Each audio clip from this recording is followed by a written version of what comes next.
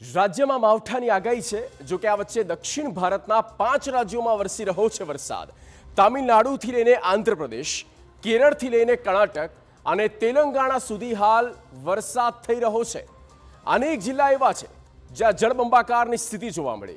એટલું જ નહીં, આગામી કલાકોમાં અનેક જિલ્લામાં રેડ એલર્ટ અપાયું છે, એટલે આગામી કલાકોમાં ધોધમાર વરસાદ થઈ શકે।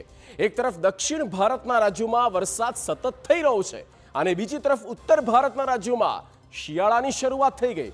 અનેક રાજ્યોમાં ઠંડીનો ચમકારો પણ જોવા મળી રહ્યો છે। એટલું જ નહીં, જમ્મુ કાશ્મીરથી લઈને હિમાચલ પ્રદેશ સુધી હિમવર્ષા થઈ રહી છે, જેના કારણે ઉત્તર ભારતના રાજ્યોમાં વધી રહી છે ઠંડી।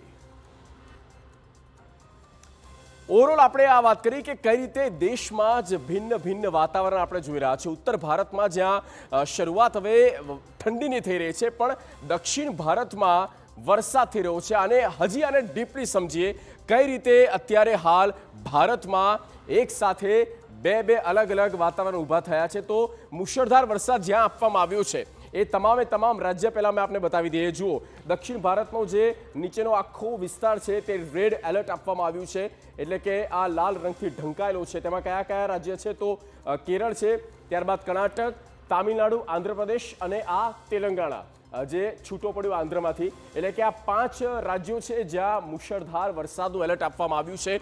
આમ તો છેલ્લા 2 દિવસથી 3 દિવસથી તમિલનાડુમાં અને ખાસ તો કર્ણાટકમાં, તમિલનાડુ અને કર્ણાટકમાં છેલ્લા 3 દિવસથી વરસાદ થઈ રહ્યો છે। દિવાળીના દિવસે તો ત્યાં જોરદાર વરસાદ થયો હતો અને હજી પણ આ જ પ્રકારનું એલર્ટ આપવામાં આવ્યું છે કે હજી પણ ભારેથી અતિ ભારે રેડ એલર્ટ એ જ સૂચવે છે કે 5 ઇંચથી વધુ વરસાદ અને કોઈ એક જગ્યા પર આટલો જોરદાર વરસાદ થઈ શકે છે તેની પૂરેપૂરી આગાહી છે।